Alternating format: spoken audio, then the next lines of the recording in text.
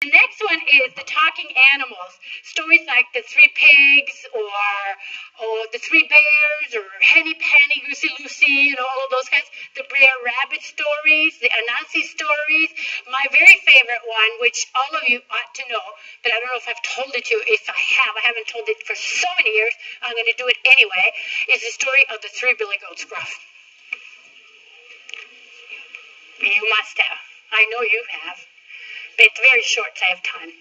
Once upon a time, a long, long time ago, in a far, far away country called Norway, there lived three goats, and the name of all three goats were the Billy Goat Scruff. Now, these goats had a huge problem because in order to go up into the mountains to get grass, which is nice and juicy up there, they had to go across the bridge. And underneath this bridge lived the most hideous troll you had ever laid your eyes on. He was huge, enormous creature with eyes as big as pewter plates and a nose as long as a poker. But there was no way around it. Across the bridge they had to go.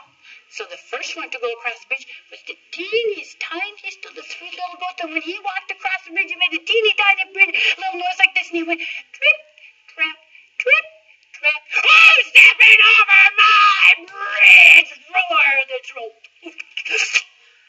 It's only me. I'm the teeniest, tiniest of the three little billy goats, and I'm on my way up into the mountains to get the fat.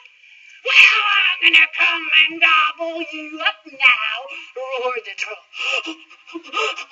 Please don't eat me up. Why don't you wait a little while until my brother comes? He's really a lot bigger and fatter than I am.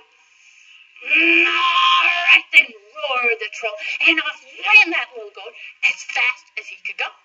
Now, the next one to go across the bridge was the second of the three goats, and when he walked across the bridge, it made a sound like this. He went trip, trap, trip, trap. I'm stepping over my bridge, roared the troll.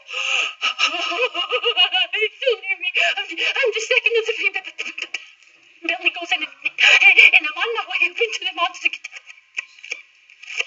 Well, I'm gonna come and gobble you up now, roared the troll. Please don't eat me up. Why don't you wait a little while until my big brother comes in? He's really a lot bigger and fatter. I think he's tastier too. All right then, roared the troll, and off ran that little goat as fast as he could go. Now, the next one to go across the bridge was the biggest of the three goats. He was just huge. His fur was shimmering and shining. He had these two gigantic horns in front of his head, and he was so heavy that when he walked across the bridge, it sounded like thunder. Anyway, drip, trap, drip, trap, drip. I'm stepping over my bridge, roared the troll. It's me. I'm the biggest of the three billy goats gruff, and I'm on my way up into the mountains to get fat. Well, I'm gonna come and gobble you up now, said the troll. Well, why don't you come along? I've got two spears. With those, I'll poke out your eyeballs at your ears. I've got two curly stones. With those, I'll break your body in bones. And he went at that troll. He broke every bone in his body, poked his eyes out, and he shoved him way down into the river. And then he went with his brothers up into the mountains where they ate and got so big and so fat that if the fat hasn't fallen off them yet, why, they're still there. Og snipp, snapp, snute, her eventyret ute. All right, you're doing good. So what kind of movies or TV shows do you have that are about talking animals do you have today? Okay, what else? Think of all those Disney movies. The Bambi, Lion King. Beauty and the Beast. Yeah, that's we'll get to that one. No, not the Cinderella. Those are not just talking animals. Think of